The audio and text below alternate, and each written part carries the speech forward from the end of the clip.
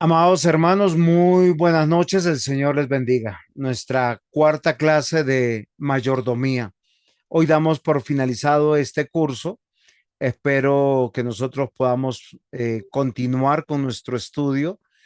La siguiente materia se trata o tiene que ver con el tema de la ética cristiana, sobre todo la ética pastoral, y vamos a tocar algunos temas fundamentales, a pesar de que va a ser un tema que tiene como énfasis el ministerio pastoral. Es algo que nos sirve a todos. Por la siguiente pregunta que yo siempre hago: lo que se pide en Timoteo y en Tito para los líderes cristianos, ¿se pide a todo hombre de Dios? La respuesta va a ser que sí. Entonces no pensemos que hay una jerarquía de méritos o de solicitud de méritos que se debe de pedir a los pastores, que no se le podría pedir a un creyente. Y entendiendo esto, por eso estamos finalizando este curso de mayordomía, que creo que ha sido de bendición para todos nosotros, de manera especial para mí mismo. Y antes de continuar, vamos a estar en oración, y quiero pedirle al pastor Juan que por favor ore por nosotros. Señor, Dios Todopoderoso, te damos gracias, Señor, en el nombre de Jesús, por el privilegio de estar hoy aquí reunidos estudiando tu palabra, Señor. Gracias porque tu palabra alimenta nuestros corazones, trae luz y sabiduría a nuestras vidas. Ayúdanos a estar hoy, Señor, alineados nuestros corazones, Señor, con la enseñanza para comprender cómo la mayoría cristiana no es solo un concepto, Señor, sino que tiene que ser un estilo de vida que caracterice al creyente, al cristiano, Señor. Reconocemos que todo lo que tenemos, Señor, nuestro tiempo, nuestra vida, nuestros talentos, todo, Señor, te pertenece a ti. Y gracias porque nos ha sido confiado por ti, Señor. Te pedimos que tu Santo Espíritu, Señor, guíe al profesor hoy, al pastor Juan José Dávila, Señor, y a cada uno de nosotros como estudiantes. Dios, danos sabiduría, humildad y danos un entendimiento profundo para que podamos ser esos administradores fieles, Señor. Listos, Señor, para rendir cuentas a ti, Señor, con alegría siempre. Que lo que aprendamos hoy, Señor, transforme nuestras vidas, ministerios, hogares, Señor, y que todo esto honre tu santo nombre, Señor, en el nombre de Jesús. Amén.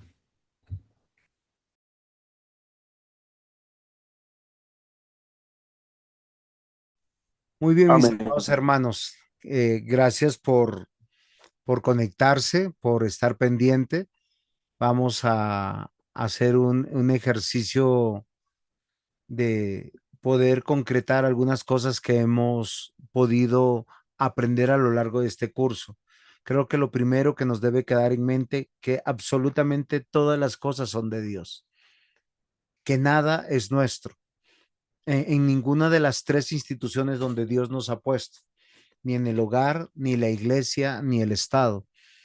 Estas tres instituciones nacieron en Génesis, de acuerdo a cómo Dios inspiró a Moisés que escribiera a su pueblo, para decirnos que desde el individuo hasta la colectividad, llámese Estado, iglesia o familia, es de Dios. También hemos aprendido que los dones, talentos son de Él. Por lo tanto, nosotros tenemos que aprender a ser buenos mayordomos o siervos. Algo que yo quiero llamar la atención a todos nosotros es que, aunque muchas veces nosotros decimos soy un siervo de Dios, nosotros pensamos que tenemos cierta autoridad y capacidad de tomar decisiones, y sobre todo de nosotros tener nuestra propia opinión sobre algunos temas de la Biblia. Y realmente el contexto bíblico nos va a llevar a algo. Si vamos a pensar correctamente, tenemos que pensar como Dios piensa, que la ley de Dios es para traernos nuestra bendición y esa bendición que necesitamos en esta tierra y en esta vida mortal y debajo del cielo tiene que ver con algo muy importante y es algo que nosotros me van a perdonar, voy a dejar de compartir la diapositiva porque me equivoqué de diapositiva. Estaba revisando otra y se me quedó pegada.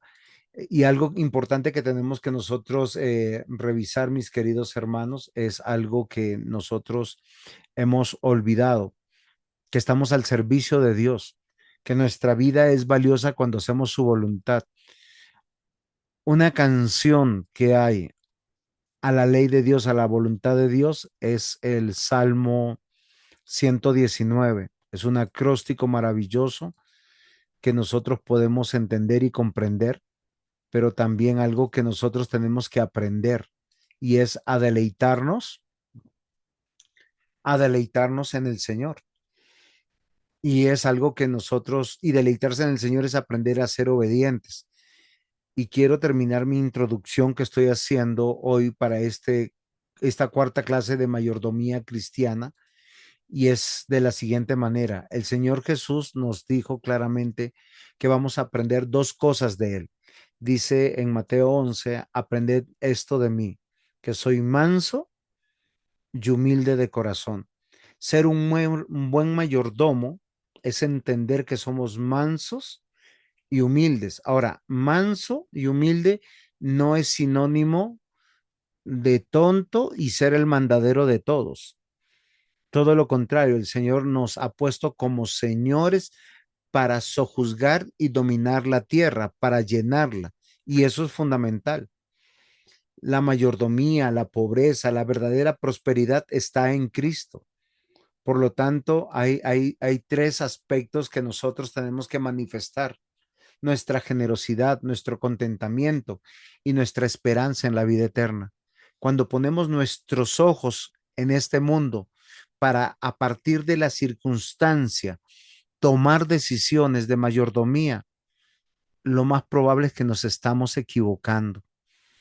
Y yo quiero que nosotros consideremos esto, porque nosotros uno de los grandes obstáculos que tenemos para crecer en fe, no importa si somos pastores, ancianos, diáconos, miembros de una iglesia, lo que sucede que vamos a fracasar cuando ponemos los ojos en las circunstancias y no en la voluntad de Dios. Hemos olvidado que el llamado de Dios es irrevocable. Hemos olvidado que el plan de Dios de sojuzgar, llenar la tierra, señorearla, es el plan de Dios. Por eso nosotros tenemos que ser mayordomos muy, muy generosos.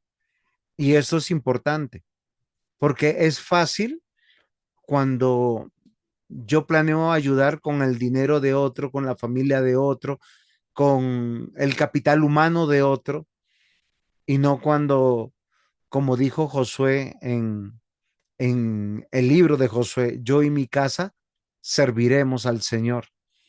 Y tenemos que estar comprometidos de esa manera, porque la generosidad no se reduce a dar económicamente, porque uno puede dar pidiendo a los demás. Yo puedo decir, Pastor Juan, lo voy a ayudar y pido a 10 personas y le ayudo. ¿Fui generoso, pastor, o no fui generoso? No, no, es en serio. Porque es que algunos ven la generosidad de esa manera y no es ser generoso, porque es generoso de lo que Dios me dio a mí. Yo puedo decir que yo respaldo al pastor Luis Eduardo para que predique y le digo, pastor, ánimo, córrale, pero yo no estoy enseñando si yo tengo la capacidad de enseñar. Y esto es muy interesante. Las circunstancias y la realidad son dos cosas paralelas, pero una tiene que ver con el plan eterno de redención por el cual somos mayordomos y la otra son simplemente las cosas, cómo se sostienen, cómo se desarrollan o la providencia de Dios. ¿Cuál es la circunstancia? El día a día, lo que vivimos. el gobierno de hoy, la situación económica, la salud, las adversidades, ya sean materiales, biológicas, de relaciones. Esas son las circunstancias. ¿Cuál es la realidad? La realidad es la vida eterna y nosotros ya tenemos la vida eterna. Por eso Jesús dijo, no os hagáis tesoros en la tierra, sino haceos tesoros en el cielo. Y yo quiero que hoy quisiéramos cambiar el chip del mundo, porque muchos de nosotros olvidamos que hay un propósito de servicio, hay un propósito de presentar una comprensión bíblica reformada de la mayordomía con relación a la pobreza, a la generosidad, a la prosperidad cristiana, corrigiendo tanto nuestra teología y la teología de la prosperidad que hoy pone como centro al hombre. Y una de las cosas es considerar el tiempo. ¿Por qué razón? Porque nosotros no lo consideramos. Lo más valioso que todos tenemos se llama tiempo. Tiempo, el tic-tac, tic-tac, tic-tac que nosotros tenemos. Y eso es muy importante, mis queridos hermanos. ¿Has reflexionado últimamente qué haces con tu tiempo? ¿Cómo lo administras? ¿Cómo lo aprovechas? La clase pasada nosotros estábamos hablando del 10% de nuestro tiempo para Dios, porque es fácil darle el 10% posiblemente del dinero, pero el 10% de nuestro tiempo para Dios sería muy bueno calcularlo, mirarlo en meditación, en oración, en ese esfuerzo que Dios nos llama. Queridos hermanos, nosotros tenemos que evaluarnos y mirar, porque una perspectiva teológica en cuanto al tiempo nos va a corregir cómo nosotros contamos nuestros días. El Salmo 90:12 dice de esa manera, enséñanos a contar bien nuestros días para que nuestro corazón adquiera sabiduría. Y esto es lo más valioso que nosotros tenemos, porque Dios es el dueño de todo, pero a veces nosotros nos apropiamos del tiempo, nos apropiamos de la vida, nos apropiamos del tiempo de los demás, planeamos de acuerdo a nuestro propósito. De hecho, el cuarto mandamiento tiene que ver con el tiempo, ¿o no, pastores, mis queridos hermanos? ¿De qué manera dice el cuarto mandamiento que el tiempo es de Dios y cómo lo sujetamos a él? Yo lo he enseñado, pero quisiera escucharlos a ustedes, que me ayuden a ver si podemos crecer en esto. Porque yo he escuchado a muchos que me dicen es que no me alcanza el tiempo, no me rinde el tiempo, es que, y sufrimos con eso. Pero ustedes, ¿cómo lo ven? No, no sé si el pastor Juan Zuluaga o Villabón o el pastor Luis Eduardo Hernández nos quisieran ayudar con una perspectiva de qué manera yo soy buen mayordomo de acuerdo a la orden del cuarto mandamiento. Pastor, es que igual el mandamiento pues, de honrar a los padres, el propósito principal también es como Cuarto protegerlos. mandamiento, mi querido pastor, el cuarto mandamiento, el de honrar a los padres es el quinto mandamiento. Ah, perdón, sí. El El de cuarto honra, mandamiento es, el cuarto es el de 6 días trabajarás y el séptimo descansarás. no señor, el cuarto mandamiento es acuérdate del día de reposo para santificarlo. Eso, 6 días ok. trabajarás. No, el mandamiento no es Sí. trabajar, el mandamiento es descansar y trabajar ese día para el Señor. Ahora sí, yo quisiera, porque es que nosotros fácilmente, si le preguntamos a una persona a quién le pertenece el dinero que está en nuestro bolsillo, nosotros podemos decir a Dios, pero en realidad nosotros no consideramos eso, porque consideramos nuestras prioridades. Si le preguntamos a quién le pertenece las horas que nosotros pasamos a veces viendo novelas, películas, series, sí, el tiempo es de Dios, pero lo redimos. Ahora, no estoy diciendo que sea malo, sino lo que estoy diciendo que reflexionemos a quién le pertenecen los dones, los talentos que tenemos. Y es algo que yo quisiera que eso, por eso le digo, el cuarto mandamiento nos habla del tiempo.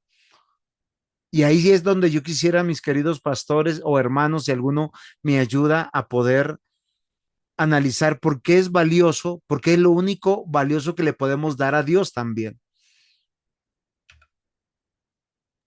Pastor, pero yo creo que en ese mandamiento no es solamente lo que le demos a Dios es el tiempo, sino que es que parte de reposar, como lo dice el mandamiento, 6 días recogían, pero el séptimo día no, y también el reposar es un acto de confianza, es dejar de trabajar, el reposo también indica que yo confío en Dios, mire, el mundo no descansa hoy en día, pero también es acordarme, es separarme de mi rutina y volver a recordar que Dios lo creó y que Dios demanda, o sea, todo el tiempo para Él. Y creo que es como un regalo de Dios también para que nosotros podamos poner nuestros ojos en ese tiempo que dedicamos, en ese día de reposo. Pero para mí tiene ese contexto también bíblico, o así lo veo yo teológicamente, en el reposar en el Señor es también entender que dependemos de Él, que puedo sacar un día para no generar ingresos, dinero, tener un negocio cerrado, y aún así Dios va a sostener, va hacer que haya la provisión de todos los días. Entonces, creo que un mandamiento muy amplio en todos los aspectos, no solamente en tiempo, sino en confianza, está las finanzas, pero está la familia también, está, o sea, creo que tiene un aspecto muy amplio ese mandamiento en toda la mayordomía. Gracias, pastor. ¿Alguien más que quisiera opinar? Porque yo quiero compartir algo que yo les decía a ustedes, que hay algo muy valioso que nosotros tenemos, o lo único valioso, y es el tiempo, porque en el tiempo podemos expresar lo que Dios quiere que expresemos. Dice, acuérdate del día de reposo para santificarlo. 6 días trabajarás. Está en el contexto de la ley. O sea, el poder guardar el día de reposo es que yo hice las otras cosas que Dios me encargó para que las hiciera. Y fíjense que no es una decisión mía. Dios al que le determinó que se casara, se va a casar, porque el que haya esposa halló el favor de Dios. ¿Por qué estoy casado? Porque Dios lo planeó. Hay personas que Dios planeó que estuvieran solteras y no son creyentes de segunda categoría. Y uno dicen, ¿cómo están? Están tranquilos, pero sirven dentro de ese plan. Hay personas que están casadas y tienen hijos y también es el plan de Dios. Y a esos que les dio hijos, los bendice porque ellos tienen que sacar en esos 6 días ser esposos y padres. Los que tienen dones, talentos y trabajan y hacen un ejercicio dentro de la comunidad en cualquiera de las áreas, ¿no? ¿Por qué lo hacen? ¿Por qué alguien es médico? Pues porque tiene el don, los talentos para ser médico, o el ingeniero, o el arquitecto, o hoy en día tenemos otro tipo de profesiones que no son tan tradicionales como las de antes, pero Dios nos dio todas esas cosas y son de Dios. Y en esos 6 días dice, harás toda tu obra. Otros son independientes y tienen que hacer labor porque el domingo no es el día de la familia. El domingo no es el día de pasear con los hijos, no es el día de estar con el abuelo, la abuela, no, es el día del Señor, cuando yo vengo a presentarme en sacrificio vivo, santo y agradable a Dios, porque estoy rindiendo mi tiempo, mi vida a aquel que me está diciendo que tengo que aprender a ser humilde. Sí, y miren, porque el Señor Jesús dijo, aprended de mí que soy. ¿Se acuerdan qué tenemos que aprender de él? Son las dos únicas cosas que dicen toda la Biblia que vamos a aprender. Mansos y humildes de corazón. Y la mansedumbre y la humildad tiene que ver con yo de poner mis razones para obedecer las razones de Dios. Y esto es muy interesante, pero todo al final de cuentas es tiempo, porque si yo no honro a Dios con el tiempo, para hacer las cosas a tiempo, perdón la redundancia, pues no voy a poder apartar el día santo para Él. Y eso es muy importante. Y el Señor quiere que nosotros, miren, es el único mandamiento que dice, recuérdalo. Y es el mandamiento más violado por la iglesia en nuestros días. Ahora, no quiero traer cargas innecesarias porque yo tengo acá un buen hermano que pertenece a las fuerzas policiales y él por su trabajo no puede guardar a veces ese día, pero no puede guardar es el culto. Su deber es ponerse al día, honrar a Dios en el tiempo que le quede para poder hacerlo, porque por el trabajo y la elección que tuvo, lo hizo de esa manera. Pero el que tiene la elección de poder, de obedecerlo y no obedecerlo y lo desobedece, no está honrando a Dios, porque una buena mayordomía tiene que ver con humildad y mansedumbre. La mansedumbre tiene que ver con docilidad a la voluntad, al plan de Dios. Y la humildad tiene que ver con la sencillez de aceptar la voluntad de Dios sabiendo que es para mi bien. Porque el buen mayordomo lo va a expresar en cómo lo hago para Dios y no para ser visto por los hombres. ¿O no es así? Pese a las circunstancias. Si llovió, si hubo una adversidad, voy a hacer un ejemplo. El pastor Luis Eduardo y él enfermó este fin de semana. Pastor, usted faltó al culto. No, pastor, gracias a Dios me dio la fuerza para estar Ahora, ahí. no, ¿sabe por qué yo lo digo? Porque muchos se excusan. Pastor, es que no puedo ir porque es que me dio gripa. A usted le dio dengue. Está con dengue. Sí, señor, así es. Y tiene que ir. Porque uno entiende que, o sea, y no es el llamado del pastor, es el llamado a todos nosotros de ser un buen mayordomo. ¿Por qué? Porque es el tiempo de lo que, o sea, Dios me dio. O sea, si yo tengo las fuerzas necesarias, la capacidad para reponer y hacerlo, lo debo de hacer. Porque la perspectiva de Dios en el Antiguo Testamento es, hay un día para presentarnos delante de Dios para adorarle, para decirle, Señor, mira, aquí está la obra de tus manos. Nosotros somos obra de sus manos. Somos hechura suya, creados en Cristo Jesús. Y las buenas obras Dios las planeó para que anduviéramos en ellas porque eso nos hace bien. Es el diseño de Dios. Y entre los 10 mandamientos que nosotros tenemos, nosotros los vemos en pantalla, todos tienen que ver con el tiempo, todos tienen que ver con la vida y todos se tienen que obedecer pese a las circunstancias. Y eso me parece interesante. Pese a las circunstancias, Daniel tuvo que adorar al único y verdadero Dios, pese a que hubo un edicto del rey que dijo, no adores, no ores, no te inclines. Y eso a mí me llama poderosamente la atención. Y es algo que nosotros tenemos que considerar, es algo que tenemos que hacerlo, porque si no, no estamos siendo buenos mayordomos. Y hemos dicho que el mayordomo es un siervo de Dios. Si nosotros, o sea, y nadie podrá decir, estoy escaso de tiempo. Pastor Juan, usted que está acá, ¿cuántas horas diarias tiene para ser mayordomo para Dios? 24. Y Pastor Luis Eduardo, usted,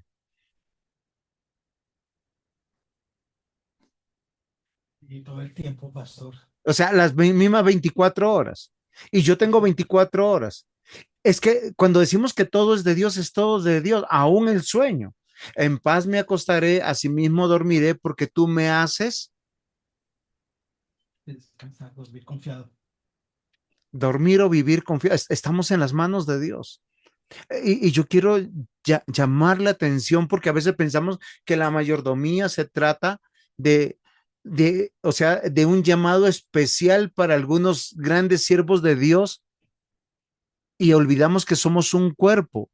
Dios nos pide consagrar nuestro tiempo para promover nuestro bienestar espiritual. Cuando Dios nos llama al día del Señor, los más bendecidos somos nosotros. Miren, el Señor sana en medio del culto. Nuestro Dios fortalece en medio del culto. El Señor restaura en medio del culto. Hoy hablaba con una persona que aprecio mucho y yo le decía eso, ríndete a Dios. Dios quiere solo una cosa de nosotros y es que le adoremos de, de esa manera, no de una manera religiosa, sino de verdad, de corazón. Y hablábamos por la tarde. La mayordomía nos ayuda a vencer la codicia, el egoísmo. Por eso debemos ejercitar la mayordomía del tiempo para crecer y tener éxito en todas las áreas de la vida. Porque miren, toda la vida del creyente se trata en producir, pero producir para Dios. La perspectiva bíblica de Jesús en cuanto al tiempo es extraordinaria. Como hijos de Dios somos responsables de administrar nuestra vida entera de manera concreta, de tal forma que le glorifique a Dios, aún en las cosas más sencillas y pequeñas de la vida. En pantalla ustedes ven razones por las cuales debo administrar el tiempo. Miren, punto uno, ninguno vive para sí. O sea, lo que yo haga, si recojo basura en las calles de Bogotá, si soy un emprendedor, si soy un terrateniente, si soy soldado, si soy médico, yo no vivo para mí. Tampoco muero para mí mismo.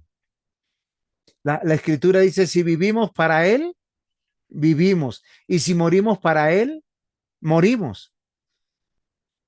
Porque somos hijos de Dios. Y tenemos que comprender que nuestra agenda, que está llena de trabajo, estudio, familia, reuniones, ministerio, todo debe suceder en el marco y en el contexto del reino de Dios. Y hoy yo quiero llamar su atención, porque este curso tiene que terminar con cosas prácticas, porque hay una realidad preocupante.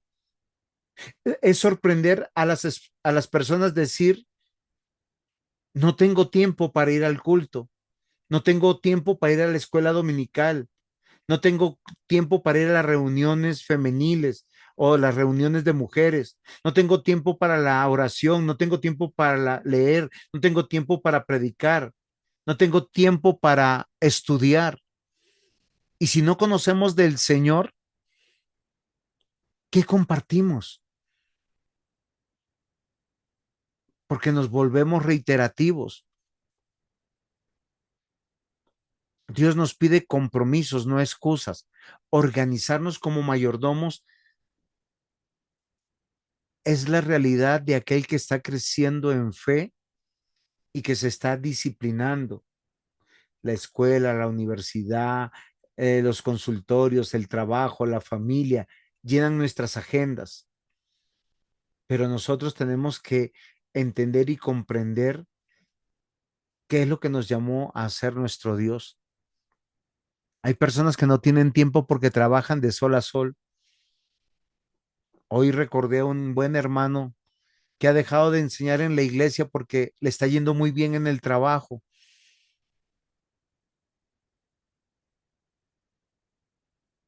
Y yo no soy quien para juzgarle, pero yo oro por él y le ruego al Señor que él ordene su vida, porque al final somos mayordomos. Nuestro éxito no se suma por cuántas propiedades tenemos ni cuánto tenemos en la cuenta bancaria.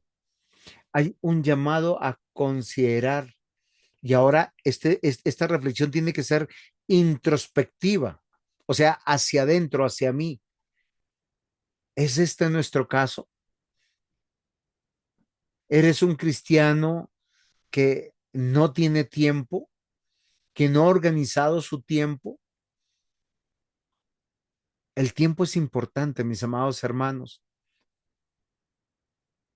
El tiempo no es nuestro, le pertenece a Dios. Cada día de nuestra vida. Si yo digo no tengo tiempo para las cosas de Dios, entonces ¿para qué tengo tiempo? Lo que debemos entender es que tenemos que empezar a tomar decisiones, replantear nuestras agendas, tener una prioridad. La prioridad la dijo Jesús: buscad primeramente el reino de Dios y su justicia. Tiene un principio fundamental, Éxodo 23, no tendrás dioses ajenos delante de mí.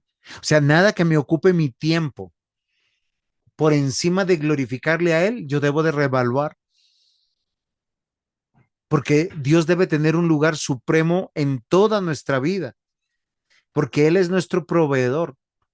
Hoy yo le decía a un hermano que yo le doy tantas gracias a Dios de poder servir, porque he visto que miren, es loco, porque yo me he metido en cosas locas. Cuando compré mi casa, no tenía el 10% de la casa, del valor de la casa.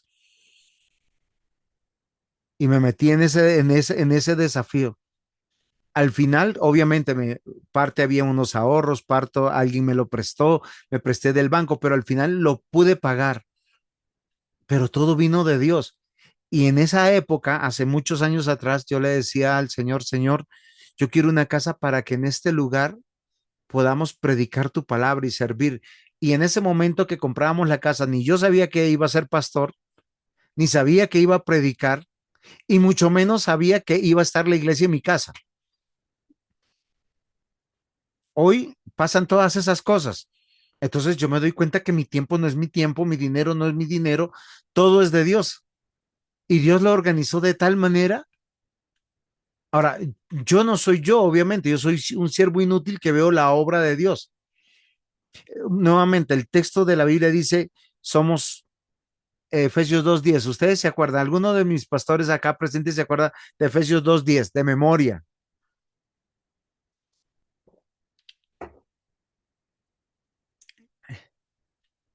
Bueno, no sé, creo que parte hablando de por gracia sois salvos, no de vosotros, pues es un don de Dios. No, no, ese es el 9, el 10. El 10 dice, porque somos hechura suya, creados en Cristo Jesús, para buenas obras, las cuales Él preparó de antemano. Ok, Dios preparó de antemano las buenas obras. Mis planes, ese yo que es a veces el ídolo más grande que tienen las personas que creemos en Cristo, están arraigadas con ese viejo hombre que es yo deseo, yo creo. Y miren, es algo que impide que yo sirva dentro del reino de Dios, porque yo quiero servir a mi manera. Y no es a mi manera, es a la manera de Dios. Cuando usted va a Gálatas capítulo 5 dice, el deseo es contra la carne es contra el espíritu. Y los que son guiados por el espíritu, pues no se preocupan de cumplir la ley, porque obviamente que al ser guiado por el Espíritu Santo están cumpliendo la ley. Y esto me parece interesante. Por eso tal vez el Señor Jesús dijo en Mateo 6:31, no os afanéis por el día de mañana. Cada día trae su propio afán, es verdad, pero Dios es el que provee todas las cosas. Todas las cosas serán añadidas las que necesitamos. A veces nos afanamos porque no tenemos una correcta perspectiva del tiempo. Eclesiastés nos dicen que todo tiene su tiempo. Hay tiempo de nacer, tiempo de morir, tiempo de reír, tiempo de llorar, tiempo de trabajar, tiempo también de hacer pereza. O sea, es tan interesante eso. Y aquí yo quiero que ser bien entendido con lo que está en pantalla. El tiempo es dinero, dicen muchos, no dice la escritura. La cultura norteamericana valoriza la puntualidad, valoriza muchas cosas porque están en el sentido de lo que sean business. De hecho, miren, una forma de esclavizar una sociedad es establecer horarios de trabajo y un salario mínimo. ¿Por qué razón? Porque le condiciona al ser humano que trabaje poco, gane lo que necesita y que se gaste en el tiempo de ocio. Mire, toda persona que tiene tiempo de ocio es cuando más gasta. Los tiempos de vacaciones, lo que se llaman vacaciones, son tiempos que más se gasta. Y vives con sociedades dependientes que nunca prosperan. Realmente el creyente nunca descansa, y si descansa, descansa en la noche cuando duerme, porque el día del Señor es cuando yo más trabajo, cuando tengo que prestar mi oído para escuchar al otro, cuando tengo que sostener, perdonar, servir en la iglesia. Uno sirve de muchas maneras, no solamente sirve el que predica, sirve el que llega y escucha al otro, sirve el que abraza al otro, sirve el que acomoda las bancas, sirve el que abre la puerta, sirve el que está ahí sentado y que tiene que ser atendido por otros, porque somos todo un cuerpo. Amados hermanos, dos actitudes equivocadas frente a la mayordomía y el tiempo. La visión utilitarista, que cree que el tiempo es una posesión propia, o la visión descuidada, que no reconoce el verdadero valor del tiempo. O sea, dejar para mañana lo que hoy puedo hacer. El uno está estresado porque se me pasan los días y no estoy produciendo. El otro, no, mañana otro día. La perspectiva bíblica enseña que el tiempo pertenece a Dios y debe administrarse con responsabilidad. Si no, estamos siendo fariseos. Necesitamos una cultura bíblica. ¿Saben cómo se llama la cultura bíblica? La supracultura del reino de Dios. El predicador, y cuando digo el predicador es Salomón en Eclesiastés, dice todo tiene su tiempo y cada actividad requiere administración sabia delante de Dios. ¿Eres soltero? Sé soltero no para viajar, pasear. Hoy los solteros, ¿saben por qué quieren mantenerse solteros? Porque la única inversión que ellos tienen es su yo. Los solteros son los que más viajan, los que más se divierten, los que más están en distractores de este mundo, los que más faltan a veces a las iglesias. Y estoy hablando de solteros cristianos.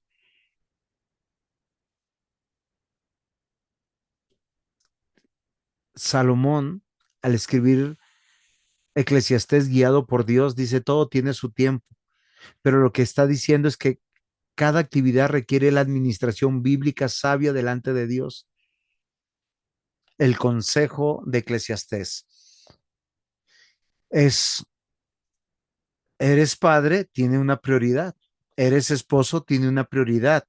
Eres trabajador, tiene una prioridad. Eres estudiante, tienes que tener una prioridad, porque de esto se llama integralidad.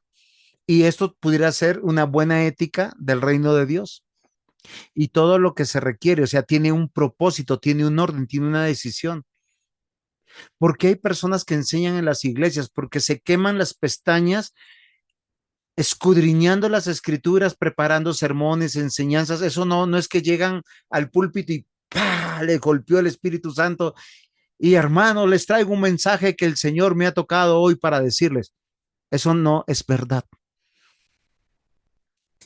El que enseña es porque se preparó, porque conoce, porque habla de lo que dice, porque todo tiene su hora. Miren, todo tiene su tiempo, todo lo que se requiere, o sea, tiene un propósito y requiere un orden, una decisión, y todo tiene su hora. Cada actividad necesita administración del tiempo. Yo quiero terminar mi doctorado, ¿sabe qué tengo que hacer? Administrar mi tiempo, las mismas 24 horas entre ser papá, ser esposo, ser trabajador, ser pastor, ser maestro en MIMS y sacar un tiempo de ser estudiante.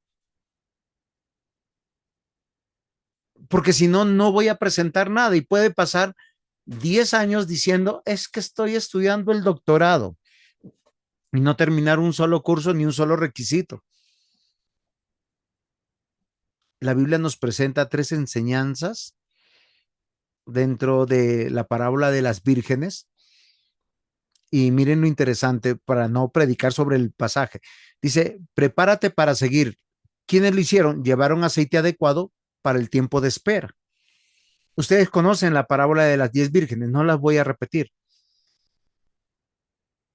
Ser prudente al seguir. Sabía que el esposo vendría en cualquier momento.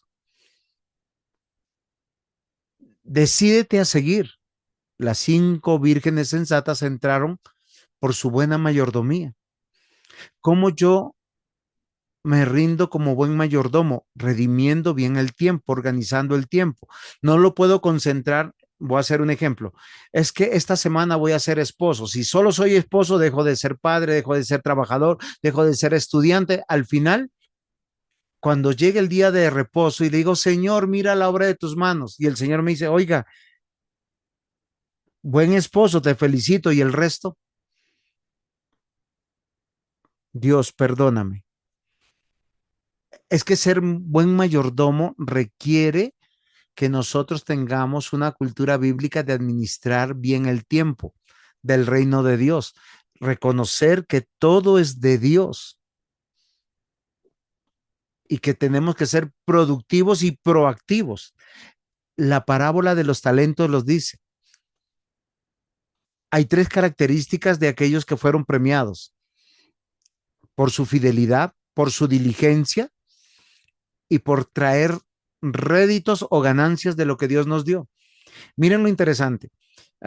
Pastor Zuluaga, ¿cuánto tiempo lleva usted de casado? 21 años, pastor. Muy bien, 21 años. Dios le entregó una mujer joven, hermosa y bella, por lo que usted nos dice. Listo. Hoy, 21 años después, la tiene que presentar aún más hermosa y más bella, no solo a sus ojos, es ante Dios. Y si Dios nos da hijos, los presentamos delante de Él. ¿Eso qué requiere? Ay, reconocer que nosotros no convertimos a nadie, pero requiere nuestro esfuerzo de oración, de discipulado, de compañía, de ser santificados.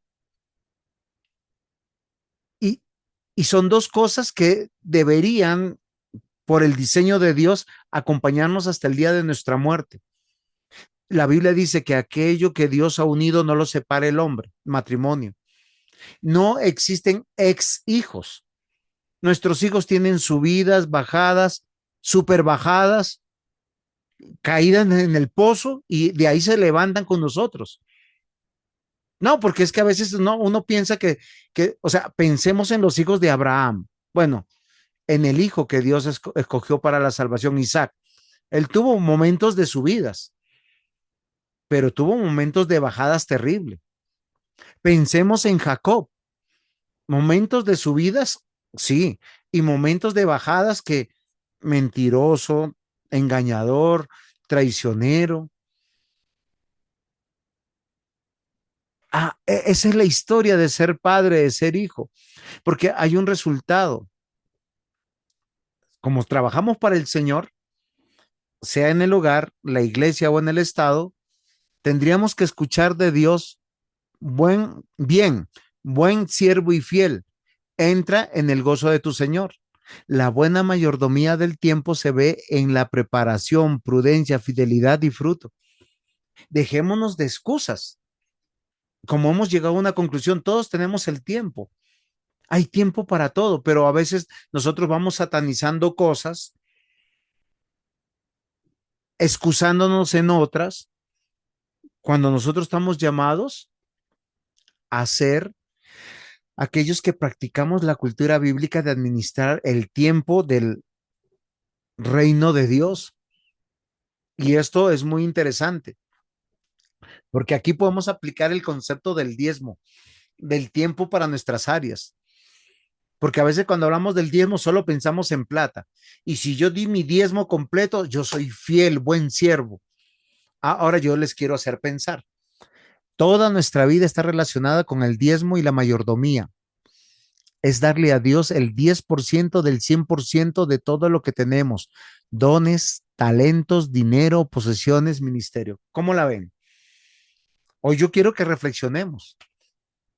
porque posiblemente en vez de pensar que somos los hiper mega cristianos, o sea, hay cristianos que son superman cristianos o super saiyajines cristianos o superhéroes cristianos, vamos a considerar que a veces no lo somos, que somos malos mayordomos, que nos dejemos llevar por el run run del día. Corremos a todo el mundo y no le corremos a Dios. Un ejemplo, dar la primera hora de cada día. Dale a Dios tu primera hora. Es en serio, y yo les aseguro que a todos nosotros nos cuesta, a todos, incluyendo a los pastores, porque a veces uno se despierta sobre la hora del colegio de los hijos, de la universidad de los hijos, del trabajo, de otras responsabilidades. Solo es un cálculo matemático para mirar. Tenemos 24 horas. ¿Qué significa eso? Igual a 1440 minutos. El 10% del día serían 144 minutos. Eso es aproximadamente 2:30 horas. ¿O no?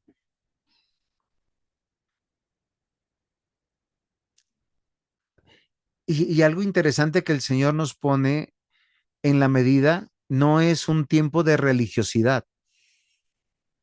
Aquel que ha nacido de nuevo habla con Dios, medita en la palabra de Dios, de la abundancia de su corazón siempre está hablando. Y ahí estamos alcanzando ese 10%. Porque a veces nosotros, no estoy hablando de esa oración religiosa de que tengo que con reloj sentarme y decir, bueno, ya tengo 2 horas y media con Dios y puedo seguir. No, la Biblia que dice, orando en todo tiempo, hablando a nuestros hijos, dice, en el camino, a la hora de despertar, a la hora de acostarnos. Por eso el Señor también nos pide el primer día de la semana. Y no son las 3 horas de culto. Para mí es muy triste cuando los hermanos piensan que uno dice amén y, uy, no, pastor, es que me está esperando la abuelita. No, uy, pastor, es que me están esperando los hijos. Uy, no, pastor, es que tengo que hacer otra cosa. Es que, o a veces no llegamos nos llegamos solo a la prédica. Es que es el día del Señor,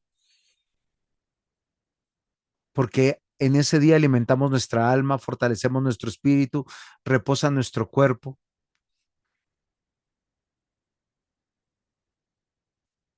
La pregunta es, ¿estamos reflexionando sobre la mayordomía del tiempo que nos llama a honrar a Dios con nuestras primeras horas, con nuestros días, con toda nuestra vida? Porque es algo que yo quisiera que nosotros meditáramos.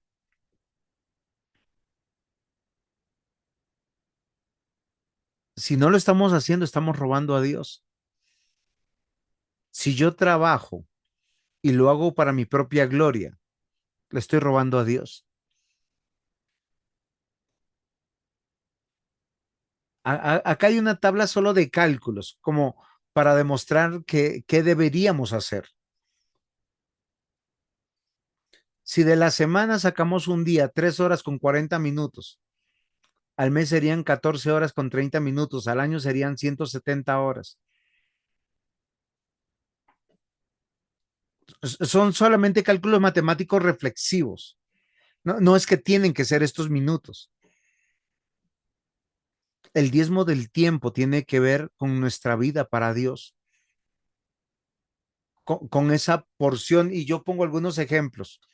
¿Cómo robamos a Dios? Porque nosotros le decimos, yo soy buena persona, pastor.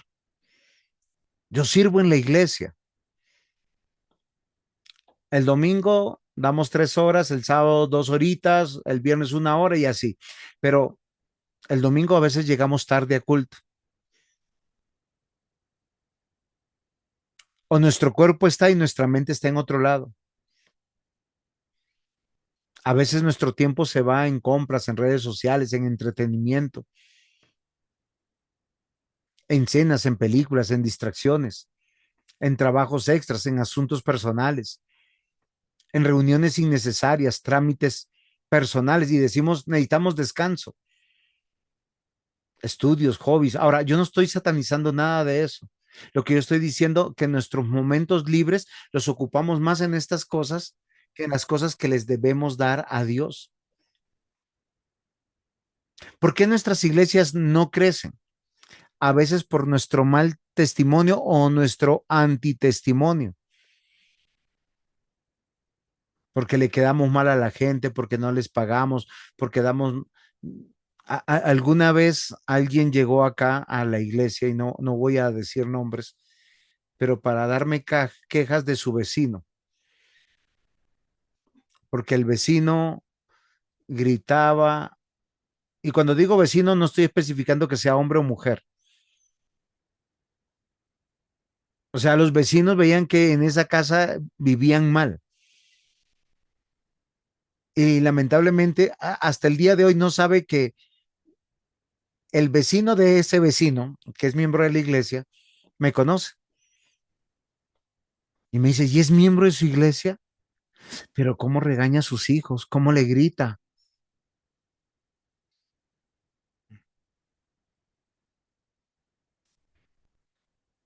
Consejos para mejorar la calidad de la vida. Ya hemos reflexionado sobre el tiempo, ¿no? Primero, darle el primer lugar a Dios en su corazón, el único que puede transformar nuestra vida, nuestras motivaciones, aún nuestras emociones. Miren, hay un principio que debe estar equilibrado en nuestra vida. Se llama conocimiento, voluntad y emociones. Si usted se ríe sin motivo, está de psiquiátrico. Si usted llora sin motivo, está de psiquiátrico. ¿Por qué razón?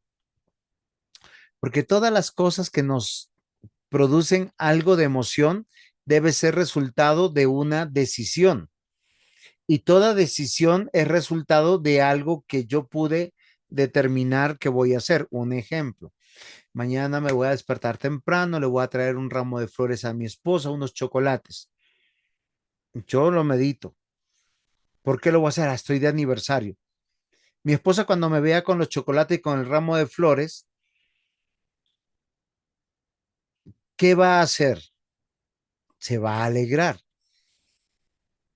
Pero fíjense que yo tuve que razonar, tuve que tomar una decisión y cuando yo veo la alegría de ella y la reciprocidad de mis acciones, mis emociones van a ser buenas. ¿O no es así?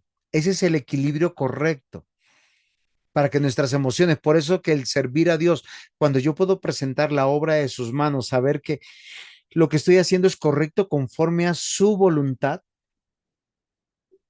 me hace un buen mayordomo que me sana. Ustedes saben que el reír sana y la preocupación, la turbación, el estrés enferma. La rabia, la ira, los celos enferman. Por eso, mis amados hermanos, nosotros tenemos que considerar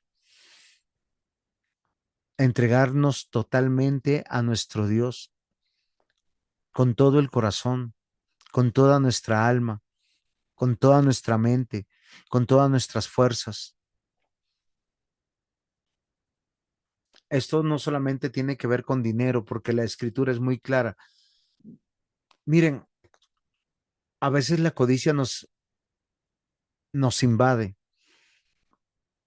Ese es el tema del dinero.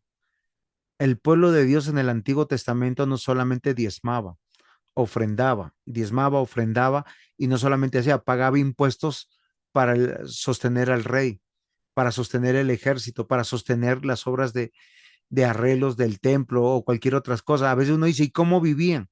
Pues vivían muy bien porque Dios los prosperaba.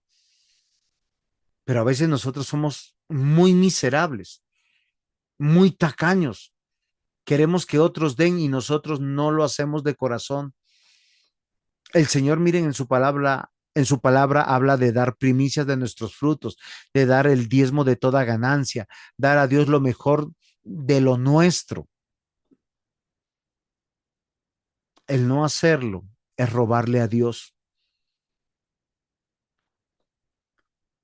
entregarnos en una vida de oración, darle una vida de meditación. El estudio bíblico, este tiempo es un tiempo de edificación para nosotros, porque ese es un estilo de vida donde vamos a poder dar testimonio de que somos hijos de Dios, que somos luz, que somos sal, que nos llamen y nos conozcan los vecinos porque somos consejeros, porque somos los que podemos orar, que somos aquellos que los podemos sostener.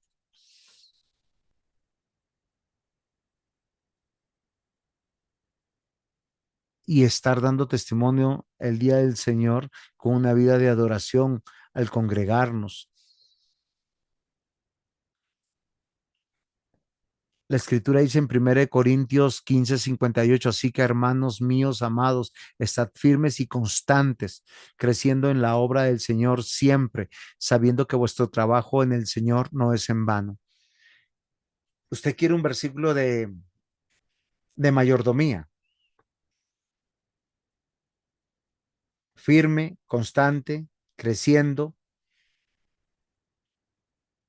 trabajando. De Dios viene la recompensa. Conocí un pastor de casi 70 años, una iglesia eh, donde usted veía hombres y mujeres sirviendo. No tiene un solo grado de teología, no alcanzó a terminar el bachillerato, pero tiene una obra, ni siquiera sabe lo que es la reforma, y está entregando una obra de Dios impresionante en capital humano, de hombres y mujeres que aman a Dios, que más de un reformado desearía tener, de personas que usted los cita. Imagínense, Montería, 9 de la mañana, estamos a 38 grados y estaban con pantalón, con camisa, mujeres vestidas muy bien, dispuestas a servir, cantando y elevando sus voces junto, casi éramos 100 personas. Y uno dice, o sea, el evangelio va más allá, hay que tener buena mayordomía, los resultados son del Señor. Y eso es importante. Y quiero pasar a la parte final de mis diapositivas rápidamente, porque hay algo que tenemos que aprender, que a veces nosotros repartimos miserias, porque estamos convencidos que si nosotros damos más, quedamos pobres. Y la pobreza no impide la generosidad. Todos nosotros tenemos limitantes económicas, pero el que es fiel en lo poco será fiel en lo mucho. Muchos de nosotros nunca tendremos riqueza realmente porque somos infieles con lo poco que Dios nos da, y lo poco puede ser un salario mínimo, 2 salarios mínimos, 3 salarios mínimos. Uno de los grandes impedimentos de desarrollar la obra del Señor es eso, porque pensamos que damos mucho, no somos ni siquiera fieles en los diezmos. La gran mayoría de pastores que son bivocacionales son porque tienen una congregación infiel. Es en serio. Si no se puede hacer obras de ayudar a otros, es porque pasa eso. Proverbios 11:24 al 25 enseña que el alma generosa recibe bendición, que quien comparte también es saciado. La verdadera generosidad pertenece a la vida sabia delante de Dios. La escritura no define la generosidad solo por la cantidad entregada, sino por la disposición del corazón. Voy a hacer un ejemplo. Yo tengo hermanos en la iglesia que pueden facturar más de 100 millones al mes. Si ellos dan una cantidad X de dinero, no se quedan pobres. Pero también puedo tener una persona que tiene y gana menos del salario mínimo y da generosamente. Ahora, no estoy diciendo que sea mi realidad, lo que estoy diciendo que es lo que ve es, o sea, Dios nos llamó a ser generosos, a compartir, a dar. Se puede dar mucho o seguir siendo codicioso. La gran mayoría de personas prefieren que otros den, o dan cuando sus nombres, yo no sé si a los pastores les ha pasado, vamos a recoger una cuota para fulano y fulano, y uno dice, yo doy 50, yo doy 100, yo doy 300, yo doy 500, pero cuando es en privado, se les achica la generosidad de una manera que yo no sé si golpearlos con un martillo, porque está saliendo a la luz un corazón duro. Queridos hermanos, la generosidad bíblica nace de un corazón abierto, entendiendo que todo es de Dios. Y miren, es interesante, y yo lo digo porque yo lo he experimentado. A veces uno da sin esperar recibir y Dios le devuelve a uno. A mí me ha pasado cosas raras. Voy a hacer un ejemplo. Di alguna vez 20,000 pesos y Dios me devolvió 20,000. No, no estoy hablando de cantidades puntuales, estoy haciendo un ejemplo. Pero es exclusivamente di eso y alguien vino y me dijo, pastor, Dios puso en mi corazón esto y tome. La generosidad cristiana nace del corazón, no de la abundancia material. Y esto no es un principio para el pastor, ni para el anciano o para el diácono, es para todo creyente, todo buen mayordomo. Porque cuando hacemos el bien a los demás, Dios nos hace el bien. No damos para ser vistos o reconocidos. Y esto es algo que es importante. El ejemplo claro lo tenemos en Lucas 21 del 1 al 4, la ofrenda de la viuda. La viuda no fue a ponerle la cara triste a los ricos para dar. Jesús mostró que la viuda dio más que todos porque ofreció de su pobreza. El reino de Dios, la medida no es solo contable, sino espiritual. A veces nosotros mostramos nuestra codicia cuando nosotros nos justificamos para no dar. Y el buen mayordomo está dispuesto a dar porque estamos dando de lo que Dios nos dio a cuidar y guardar.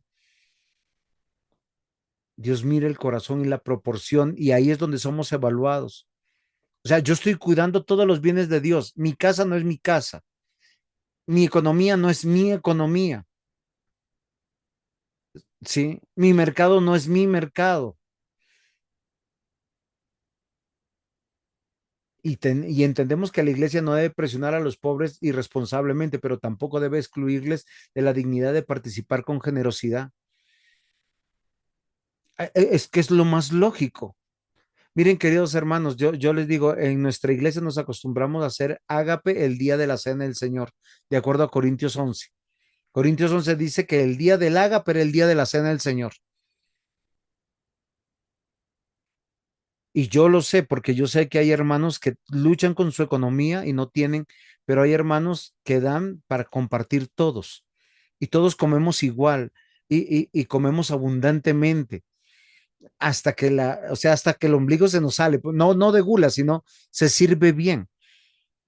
Y una iglesia generosa muestra lo que hay en el corazón. La generosidad cristiana no compra la salvación, pero es manifestación de una vida transformada por el evangelio. Porque una cosa es cuando yo invito a alguien y le digo, yo te pago la comida, y otra cosa es cuando la iglesia da la comida. Y nuestras iglesias deberían ser generosas, tener buenas obras, frutos de gracia, la evidencia de una buena fe, pero a veces no alcanzamos ni siquiera a veces recoger el salario de un pastor. Hay muchos pastores que están, o sea, viven con una mano adelante y otra atrás, pero es causa de eso. Y la Biblia dice que el pastor es digno de un doble honor. No lo digo por mis congregantes, por favor. Estoy diciendo es una enseñanza bíblica. Yo tengo que enseñar como padre. Yo a mi hijo le enseño a despertarse, a dar, a trabajar. Él trabaja y de lo que trabaja, el diezmo. Y mi hijo tiene 16 años, no gana mucho.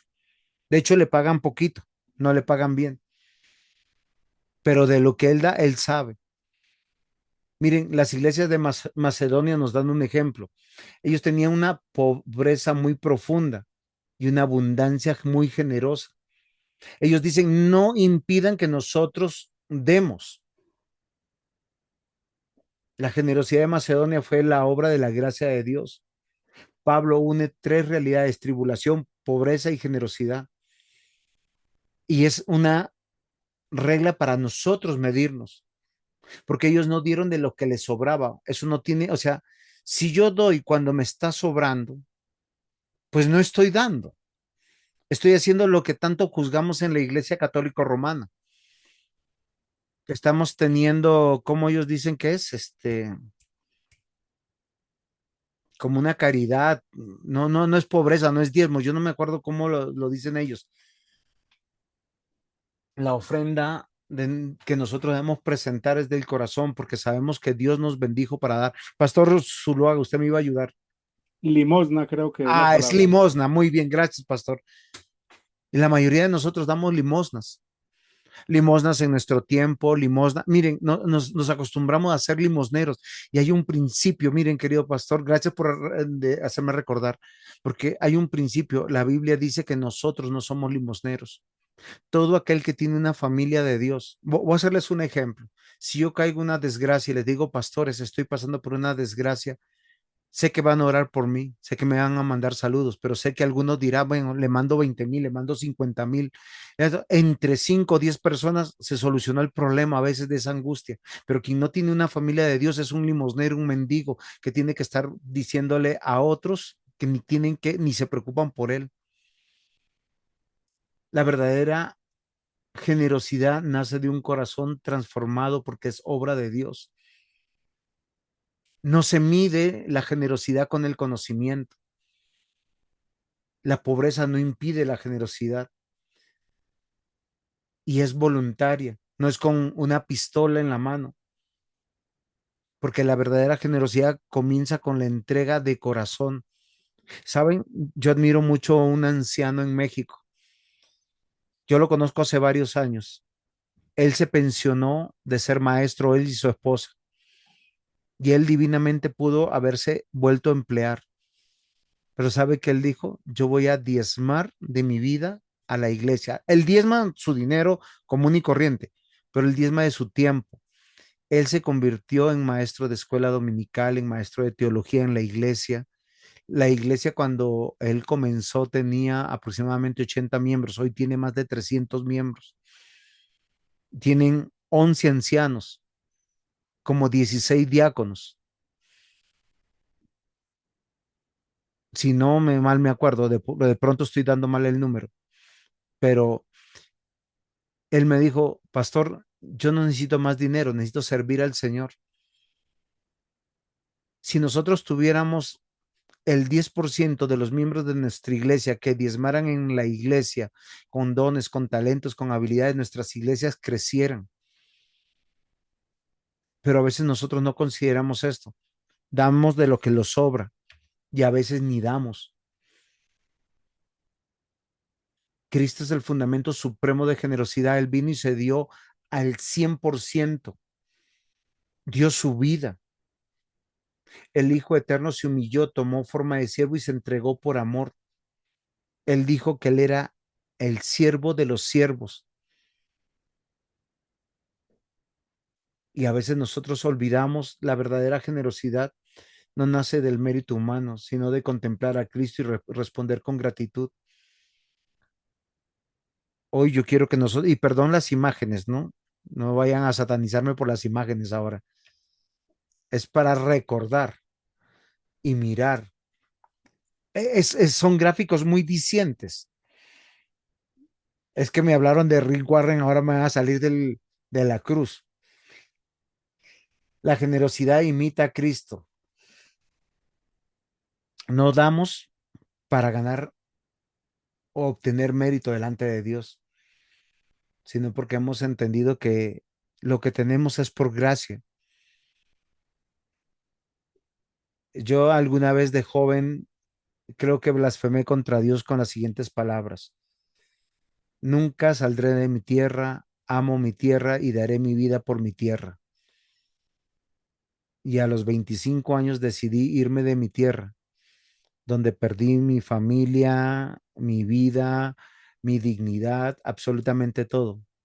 Pero llegué a una tierra que amo más que a mi propia tierra porque Dios me dio una verdadera familia, pude construir absolutamente todas las cosas. Llegué en el 96 acá a Colombia, en medio de violencia. Pude estudiar becado, pude estudiar en el SENA, pude montar un negocio, pude casarme, pude tener hijos, conocí al Señor, soy pastor, Dios me ha bendecido con una familia eterna. Si Dios me lo ha dado todo, ¿por qué no entregarme todo? Son cosas que a veces yo me pregunto. porque si Dios no me hubiese nada de eso, y a todo eso tengo que responder con la misma entrega. El evangelio produce una vida que ya no se aferra egoístamente a los bienes, porque ha recibido un tesoro mayor. Y hay algo que yo siempre le digo a mis congregantes, yo les enseño con el ejemplo. Si yo puedo predicar, cocinar, porque yo soy chef de cocina de oficio, y puedo servir, lo voy a hacer, porque vine a servir. Creo que el mayor llamado de un pastor es ser diácono, porque diácono es ser las manos de Dios para amar, para abrazar. Juan Calvino expresó, el creyente no se pertenece a sí mismo. Miren, acá hay un autor hiper mega reformado, ¿no? Sino le pertenecemos a Dios y la generosidad expresa nuestra unión con Cristo. J. I. Parker también es muy reformado, por si acaso. La santidad cristiana es semejante, creciente a Cristo. Por eso la generosidad forma parte del carácter del Salvador. Cristo se dio a sí mismo y el creyente tiene que aprender a eso. Nosotros tenemos que aprender a incomodar nuestra vida por amor a otros, porque no somos dueños ni de nuestra vida, ni de nuestro ministerio, ni del dinero, ni siquiera de nuestra esposa, ni de nuestros hijos. Y aquí viene una aplicación pastoral.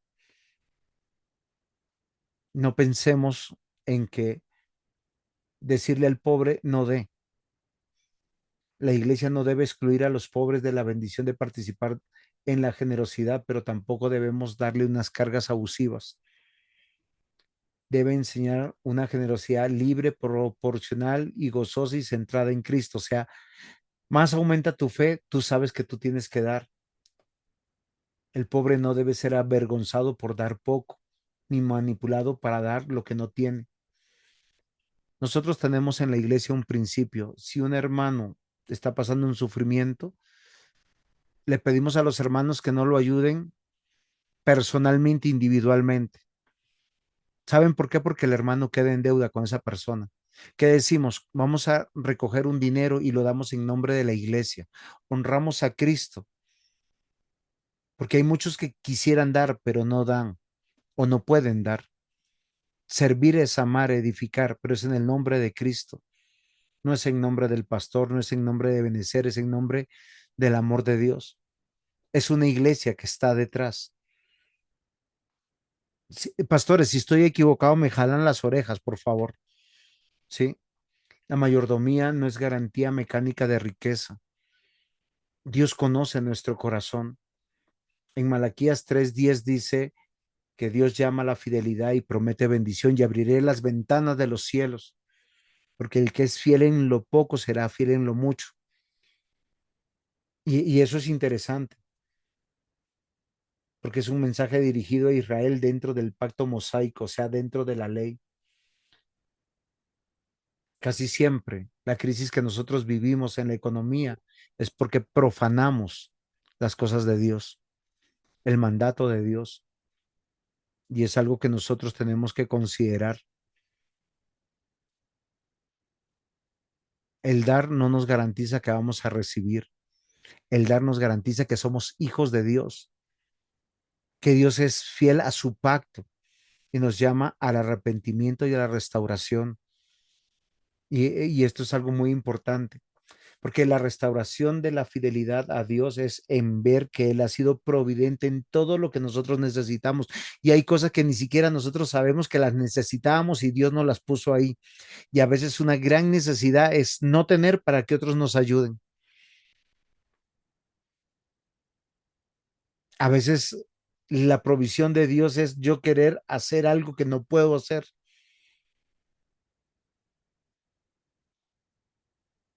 Cuando el pueblo de Dios se centra en su beneficio y en su bienestar, termina dejando de hacer la obra de Dios como enajeo. Y el Señor les va a preguntar qué hacen viviendo ustedes en sus casas bien bonitas, lujosas, y abandonaron la obra de Dios. Tal vez hoy yo quisiera que nosotros terminemos con algo, que la mayordomía bíblica cristiana nos va a traer bendición. Y aunque no se reduce a esa prosperidad material, porque a veces pensamos, si yo doy 100,000, el Señor me dará 1,000,000, porque tenemos esa teología de la prosperidad metida en el viejo hombre.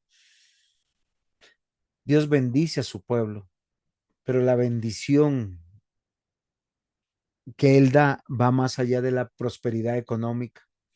Deuteronomio 8, del 11 al 18, advierte que la abundancia puede llevar al orgullo, a la autosuficiencia y a la idolatría. Por eso Dios a muchos no les dará la oportunidad de ser ricos. Esa experiencia de Ebenezer, no sé si de la suya, de sus iglesias. Yo he tenido personas que llegan a la iglesia, pastor, no tenemos trabajo, no tenemos nada. Ore para que el Señor me dé trabajo. Y oramos para que le dé trabajo y le da trabajo y al poco tiempo ya no vuelve a la iglesia. A veces la abundancia nos llena de orgullo, de autosuficiencia, de idolatría. Proverbios 30, versículos 8 al 9, nos enseña que nosotros no es que amemos ni la pobreza ni la riqueza, sino que debemos aprender a ser agradecidos con lo que Dios nos da. Lo que necesitamos, Él nos ha dado. Tanto la pobreza como la riqueza pueden convertirse en una ocasión de tentación espiritual. Pero hoy lo que yo sí les puedo decir que trae bendición, que seamos ricos o pobres, seamos mayordomos de corazón, sirvamos con lo que tenemos, con entrega. La bendición bíblica se define por la comunión con Dios, la fidelidad a Él, no por la acumulación material, ni de títulos, ni de honor, ni de gloria. Somos siervos inútiles. Como aplicación pastoral, tenemos que pensar en que la iglesia no debe, bueno, esto ya lo habíamos leído, no sé por qué se me devolvió. Pablo enseña el contentamiento en la abundancia y la escasez. Y esto creo que es bien dicho. Sea que tengamos mucho, hay que aprender a tener mucho. Y si tenemos poco, hay que atender poco. Es parte de la fortaleza cristiana, el contentamiento. Miren, y una cosa es el contentamiento, otra cosa es la resignación. O sea, el evangelio no es resignación. Nací pobre, moriré pobre. No. Yo nací pobre y trato de esforzarme, de trabajar, de prosperar. Y si Dios quiere, me va a bendecir para tener lo suficiente para la obra que Dios me llamó a hacer. Y si soy rico, no debo anhelar ser pobre tampoco, ni negligente. Esto debe llamarnos la atención. Debo aprender que debo tener contentamiento. El contentamiento no es igual a resignación. El contentamiento es ser agradecido en la circunstancia que yo esté. ¿Es claro, mis queridos hermanos? Pablo le escribe a Timoteo, dice, la piedad acompañada del contentamiento es verdadera ganancia. Nada trajimos al mundo, nada nos llevaremos de él. De hecho, hay gente que muere revolcándose en sus riquezas, pero con una conciencia muy amargada porque no disfrutó de todo lo que tenía que disfrutarla. Hay algo interesante en la escritura. Si tenemos sustento y abrigo, aprendemos a vivir con gratitud. Eso es la vida del buen mayordomo. El contentamiento cristiano no es resignación pasiva, sino confianza activa en la providencia paternal. Siempre tengo que entender que tengo que producir para presentarle más a mi Dios y ser útil en el reino de Dios. ¿Eso qué cubre? Miren, esto es interesante. Dios me prospera para bendecir mi hogar. Dios me prospera para bendecir la iglesia y Dios me prospera para bendecir el Estado. Esto es una regla en todo el mundo. Es en serio. De lo que yo gano, viven mi esposa, mis hijos, los que vivan en mi casa. Y la riqueza de mía es la riqueza de los de mi hogar, cuando yo soy la cabeza del hogar. De mi riqueza también vive la iglesia. El pastor que es estrato 1 será estrato 1 conforme a sus congregantes y el que es estrato 6 conforme a estrato 6. No podemos pedirle al pastor de estrato 6 que viva de manera diferente a como viven sus congregantes. No es pecado ser rico, no es pecado ser pobre. Y vemos estados muy, muy ricos, como decía el pastor Luis Eduardo, hablando de impuestos que son el 45 y el 50%, y hay dos países puntualmente así, Estados Unidos y España. Usted más produce, más impuestos paga. Y nadie se está quejando. ¿Por qué? Porque Dios quiere que nosotros seamos siervos que tengamos contentamiento, porque vivimos dentro de esos sistemas. O sea, la riqueza del ciudadano es la riqueza del hogar, la riqueza de la iglesia y la riqueza del Estado. Cuando nosotros prosperamos, el contentamiento cristiano es una disposición apacible y confiada que se somete con gozo a la sabia voluntad de Dios. Bueno, no es pensamiento mío, es de Jeremías. Bueno, ahí tiene un nombre todo extraño. Yo no soy bueno para los idiomas extranjeros. Pero lo que yo quiero decirles es que debemos descansar en la provisión de Dios, sea mucha nuestro juicio o sea poca. Entonces, la teología de la prosperidad hay que sacarla de la cabeza. La fe bíblica descansa en Dios cuando no hay abundancia material o cuando la hay. Y con nosotros los pastores debemos enseñar a la iglesia a recibir con gratitud cuando Dios provee abundantemente y a confiar con contentamiento cuando permite la escasez, porque Dios es el que provee todas las cosas. La verdadera riqueza está en Cristo y en su reino venidero. Recuerden algo lo que el Señor Jesús le dijo a sus discípulos: no se turbe vuestro corazón, creéis en Dios, creed también en mí. En la casa de mi Padre muchas moradas hay. Voy pues a preparar lugar para vosotros. Amén. ¿Para qué entonces nos preocupamos tanto de aquí, de este mundo? Porque Jesús enseñó a no vivir acumulando tesoros terrenales, sino a orientar el corazón hacia los tesoros eternos. La riqueza material es tan frágil y pasajera. Un solo error y podemos perder casa, carro, hasta la salud. Lo que una persona debe atesorar de verdad es el reino de Dios, porque lo que atesora es lo que adora. La mayordomía cristiana busca reordenar los amores del corazón, tumbar los ídolos de la codicia, del hedonismo, del narcisismo, del orgullo. Claro fue el Señor Jesús que dijo: no podemos servir a Dios y a las riquezas al mismo tiempo. La fe bíblica libera al creyente para usar el dinero al servicio de Dios, no para vivir esclavizado de él. Porque a veces nosotros pensamos que si ganamos más, vamos a ayudar más al reino de Dios. Entonces, como Jesús ha redefinido el tesoro del creyente, nuestra preocupación no es acumular tesoros temporales, sino buscar tesoros eternos. Mi tesoro está en Cristo, en su reino. ¿Dónde está tu tesoro? ¿Dónde está nuestro tesoro? Las riquezas no deben gobernar la vida del creyente. No podemos servir a Dios y al dinero. La mayordomía cristiana reordena los amores del corazón y nos libera de la esclavitud del servicio a este mundo. Por lo tanto, mis amados hermanos, miren lo que piensa Juan Calvino y lo dejó escrito: que nuestro corazón es una fábrica de ídolos. A veces le decimos a Dios: Dios, si me prosperas, yo voy a bendecir la iglesia. Pero no estamos pensando en la iglesia, estamos pensando en nosotros. Lo que hay que pedirle al Señor es aprender a ser generosos hoy, para que sea que mañana que tengamos mucho o poco, podamos invertir siempre en el reino de Dios. La mayordomía debe tratar el corazón no solo de un presupuesto económico, sino de nosotros poder servir al Señor.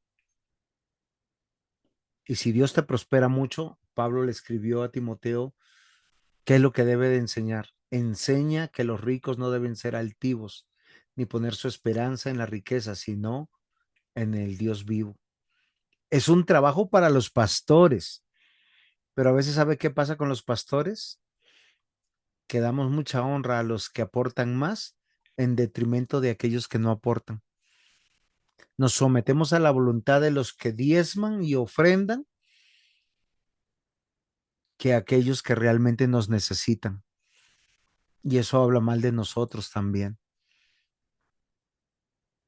Nosotros tenemos que entender que a los que Dios más les ha dado deben ser ricos en buenas obras, dadivosos, generosos.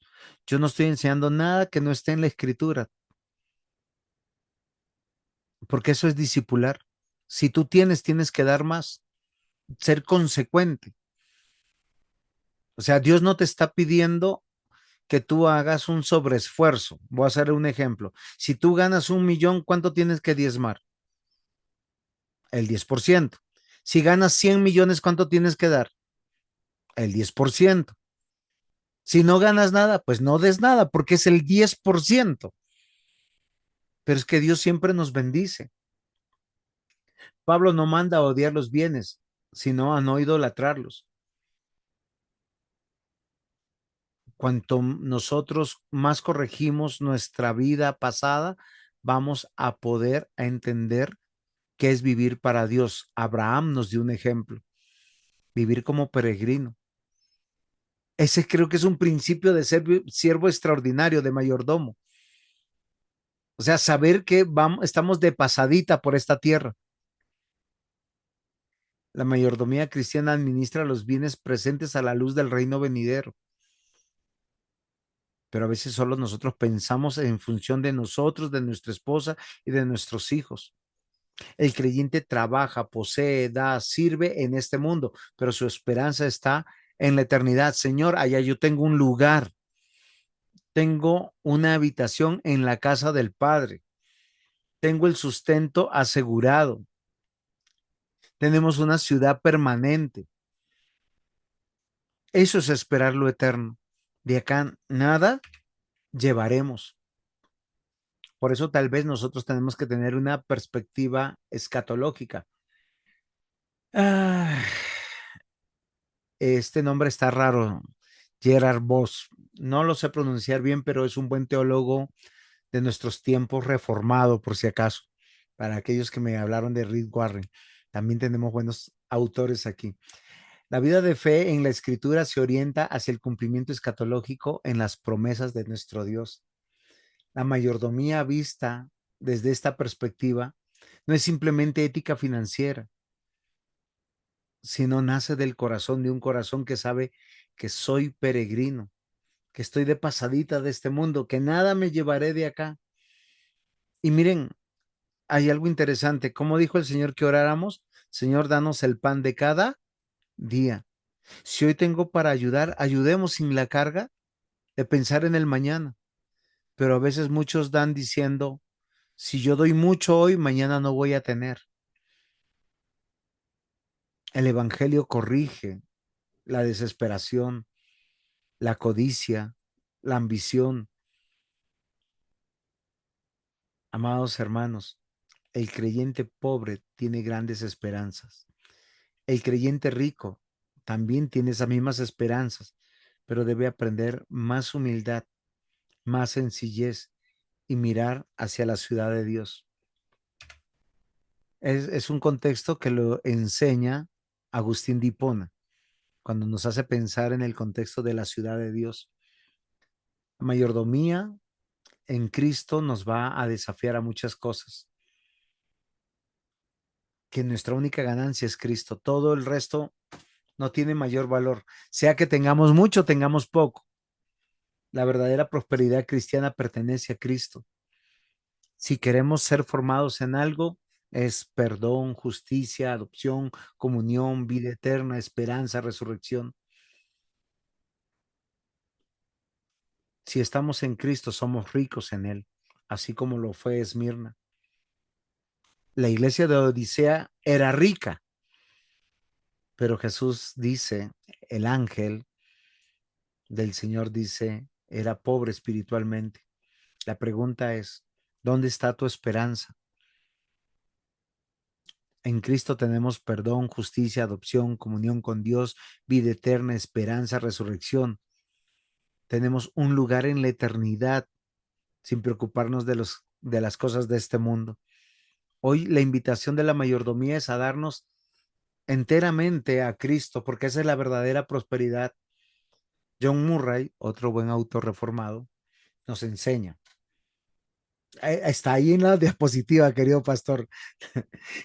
Nos enseña que la redención aplicada une al creyente con Cristo y le concede todos los beneficios de la salvación. Y esa es nuestra verdadera riqueza.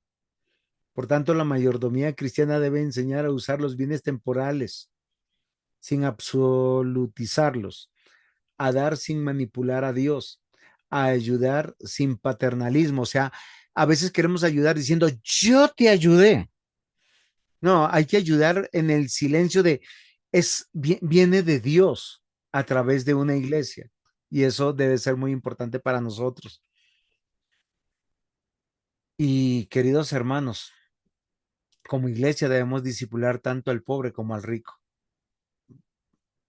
porque es una necesidad aprender a ser buenos mayordomos.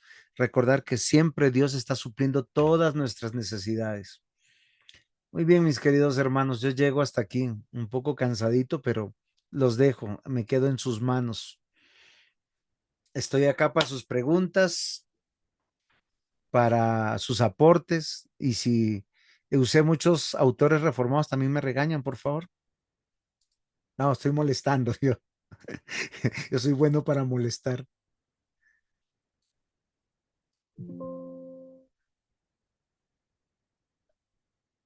Preguntas, aportes.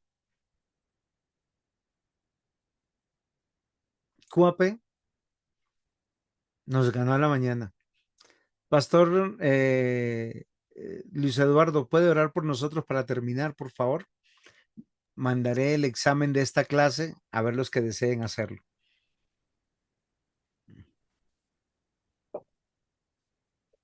Amén, pastor.